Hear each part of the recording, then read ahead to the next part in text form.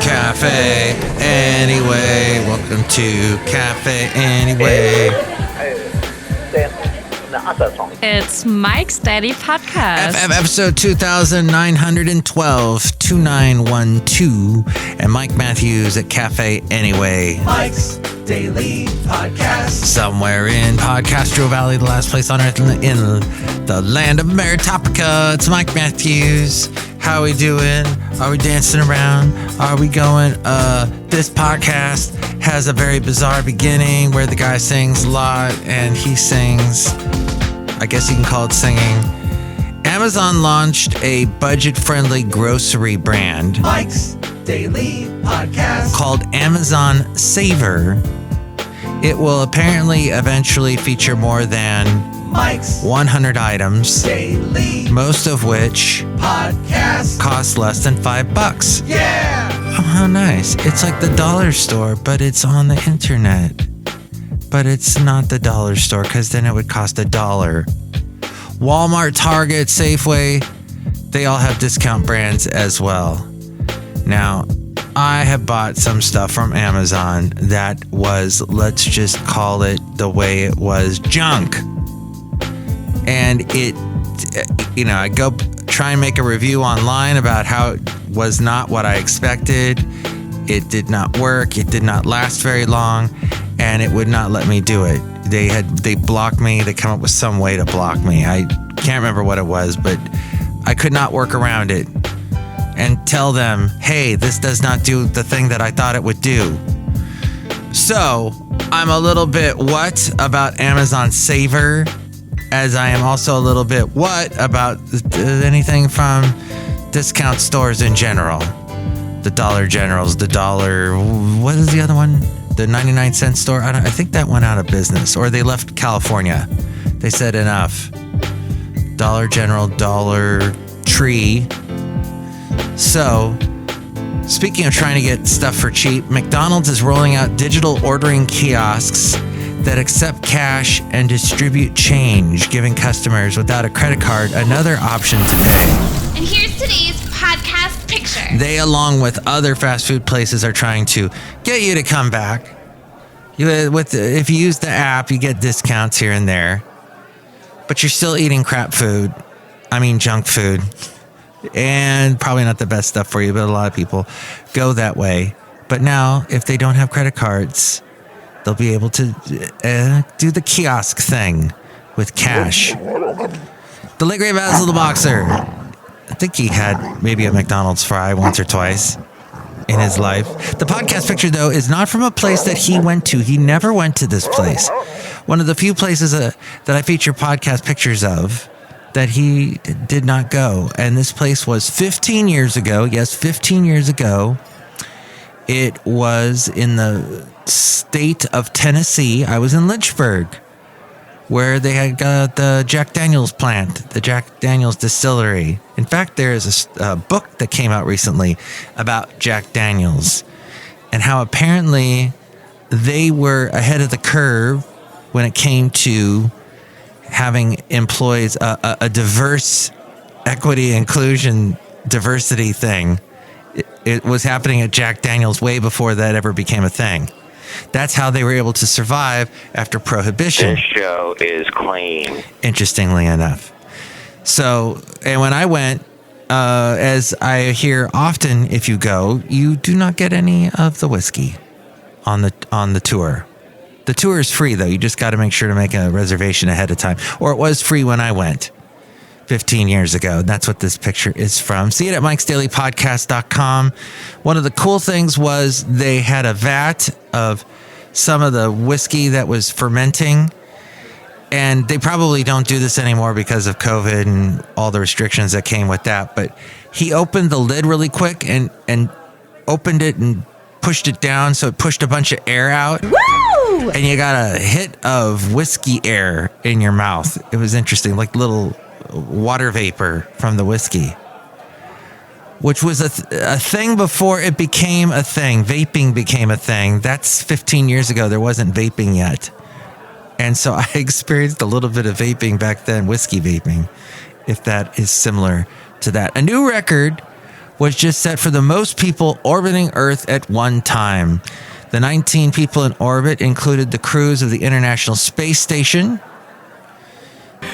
Mike is on it, man. Go where no man has gone before. We love it, Mike. Also, Polaris Dawn, the Tiangong Space Station, and Soyuz MS-26, all up in space.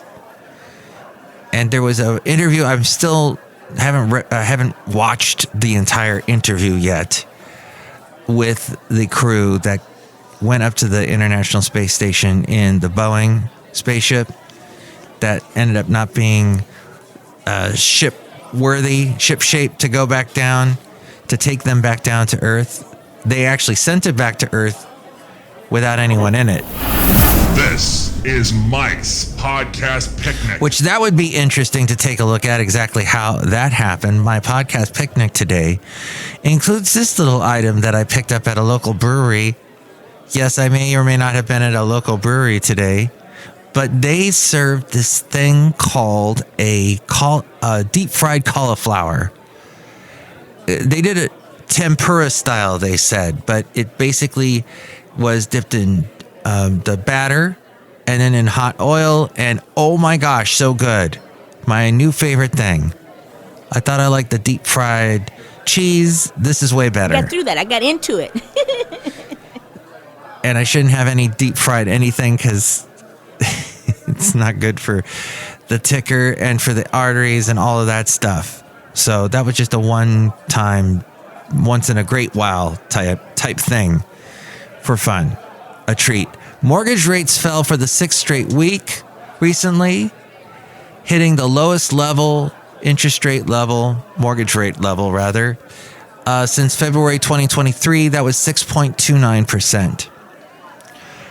You know, with all this talk about Waymo collisions. When you are a man, sometimes you wear stretchy pants. And about stretchy pants. And about driving in driverless cars with stretchy pants. I guess there's talk about some of that, maybe, as we go outside a Café Anyway, where we bring you Mike's Daily Podcast somewhere in podCastro Valley, the last place on earth, in the land of Meritopia. Waymo driverless cars have traveled more than 22 million miles. And the driverless Waymo taxis have reported 20 crashes with injuries. 20. Fewer than one injury-causing crash for every million miles of driving is one way to look at it. The typical human drivers would have crashed 64. 64 crashes, Café Anyway. Be careful out there on the roads, folks. That's too high. Waymo injury crash rate is at least 60% below that of the human drivers. The humans. 0 crashes where Waymo ran a red light or rear-ended another car or engaged in another clear-cut misbehavior. 0 crashes were involved there with Waymo. Waymo is rapidly scaling up its robotaxi service. It's interesting. They do a good job with red lights because... people get stuck on stupid, you know what I mean? Because people are stuck on stupid in the Bay Area. They fly through red lights all the time. And I have seen over the 15 years that I've lived in the Bay Area. By the way, I've lived in the Bay Area now for 15 years. I am not a native Bay Area person, but I have grown up in California. I was in Southern California. Moved out of Southern California to Huntsville, Alabama in 2007. Then in 2009, moved here. So it's been 15 years. And I have seen so many cars get rear-ended here in the Bay Area. All over the place. Freeways, roadways. MTV News. You hear it first. MTV for Motor TV. Because we're motoring. What's your price for flight? But that is exactly what Sister Christian would say is the problem, is people are not paying attention. And apparently Waymo cars don't do that. They are rapidly scaling up their robotaxi service. A year ago, Waymo was providing 10,000 rides per week. 10,000 a year ago. Last month, they provided 100,000 rides per week. Dang. From 10,000 to 100,000 per week. And all the evidence so far suggests that Waymos are making our roads Fabagoo, things to do. Things to do. safer, because that is the thing to do, is to try and make the roads safer. They are going to be featured now in the Bay Area. The Cruise brand of driverless cars has been tossed aside because of the really bad, well-publicized incident where a pedestrian was hit and dragged. And so Cruise has had to leave. They say they'll come back at some point, but Waymo is doing way better. Now, that being said, as soon as somebody gets killed because of a Waymo car, we will travel into the incredible universe. Well, we will travel into the incredible universe of no more Waymos. It just takes one. And sadly, hopefully it never happens. But the luxury juggernauts Tapestry and Capri are heading to court. These are the folks that bring you, let's see, Tapestry owns designer brands like Stuart Weitzman, Kate Spade, and Coach. Capri owns luxury names like Jimmy Choo, Versace, and Michael Kors. I knew someone who named their St. Charles Cavalier dog Michael Kors. The dog was named Michael Kors. Magnification of weird names for dogs, but there you go. Tapestry and Capri are strutting from the catwalk to the courtroom because Tapestry agreed to pay to buy Capri for $8.5 billion.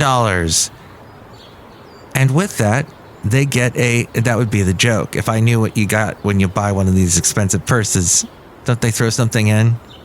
You get a tote bag with the purse, but wait, isn't the purse a bag? I'm confused. The FTC, the Federal Trade Commission, thinks the merger would hurt competition in the accessible luxury market. Accessible luxury market means bags priced. The Royal Trump tweet decree. He says, these prices are outrageous. They're all Kamala's fault. Communist Kamala is making these bags too expensive. Is probably what he would say. He blames it all on Kamala. But these bags are priced from $100 to $1,000. So Tapestry would have control of over half the accessible luxury handbag market if this happened. Tapestry thinks shoppers would still have plenty of handbag options from the rivals like Gucci. The Republicans continue to point to San Francisco, but at the end of the day, oftentimes they are picking up their iPhone, which was introduced in San Francisco, calling their Ubers or Lyft, companies started and based in San Francisco, to go to their Airbnb company still and started in San Francisco, and then to go and tweet something nasty about our city, which again was a company until recently in San Francisco. $34 billion of venture capitalist investment last year alone, the AI capital of the world. That's what I will say. You can continue to try and put out a narrative, but the facts tell a different story. That's right. Stop picking on San Francisco. So that would be London Breed. She's running for mayor again for a second term. And she's got some competition. The guy that will inherit the Levi Strauss fortune, the heir, he's running against her and apparently is spending a whole lot more money than she is. But she's getting some money backing for her trying to do Bands mutations. Her advertising, doing her best bands mutations. That would be bands that have morphed over the years into other bands. That's what bands mutation stands for. And that would include people like Boston, turned into a band called RTZ. Split Ends turned into Crowded House, which turned into the Finn Brothers, which turned back into Crowded House. I have a lot of bands that are featured in all of these type of situations of bands mutations. On on my website in the best obscure rock music found by Mike Matthews playlist. Pretty much. It's a little player that's on mikesdailypodcast.com. If you go to the website, you can hear some of these bands that mutated from other bands. There was a cool band called Burning Daylight, and that was a band's mutation from a country band called Restless Heart. That's another one that nobody ever thinks of because I don't think anyone knows who Burning Daylight is, but I met them and they were very nice guys. Okay, my point is, back to London Breed. So she's running against someone with a lot of money, the heir to the Levi Strauss fortune. As you know, there's a real scary holiday coming up. And that is called Election Day. That's the scary holiday coming up. And we'll see. Of course, there's Halloween before that. That's the scary holiday. That's the joke that Paul Lynde was making back in the 70s. But will London Breed win? She does have some backing from Bloomberg, Michael Bloomberg, the guy who started the Bloomberg business channels, which I have sometimes used stories from. Very informative. So, okay, Tapestry thinks shoppers would still have plenty of handbag options from rivals like Gucci and Calvin Klein. Calvin Klein. I know that flying saucer that flew overhead made it difficult for me to say Calvin Klein. But all those for Rob Black. I produce a podcast. He is heard on AM 1220 KDOW weekday mornings. And he is on Cron TV Monday through Thursday in the 9 o'clock hour. You know, Michael Hutchence, who was in excess, he actually had a band's mutation into the band Max Q. Band's mutations. All right. That's all the fascinating stuff I have for you on this podcast. Let's say hi to some people. Jarrell Name. Is it Jarrell Name? No, it's someone else. Hi, Mark. It's Benita the Rodeo Queen. How y'all doing? I hear Steve Garvey's running for something. And here's my horse Dilly. It's a Disgruntled Fiddle Player, tell you what. What? She was talking about that because I was saying how Steve Garvey has gone all in with the Latino community. Oh yeah, he's running for U.S. Senate. He wants to be U.S. Senate candidate. The old, what was it? The Dianne Feinstein who passed away. Her old position in the Senate. So he's running against that guy, Adam Schiff. But his campaign, and so, you know, Steve is I've just been announced as the VP nominee. I gave my big speech, and I saw my wife, and I gave her a big hug and a kiss because I love my wife, and I think that's what a normal person does. Tim Walz gave his wife a nice, firm Midwestern handshake and then tried to sort of awkwardly correct for it. So I think that what it is two people, Kamala Harris and Tim Walz, who aren't comfortable in their own skin because they aren't comfortable with their policy positions for the American people. And so they're name-calling instead of actually telling the American people how they're going to make their lives better. I think that's weird, Dana, but look, they can call me whatever they want to. You're saying Tim Walz doesn't have affection for his wife? I don't even understand that. I said that he acted weird, which he did, on a national stage in front of his wife. Hey, I bet that guy won't apologize for saying something really rude like that because he doubles down on everything. But that is not Steve Garvey. That, of course, is Vance, J.D. Vance. Oh, let's say I have an interesting name for him that involves something you dig into the ground to make a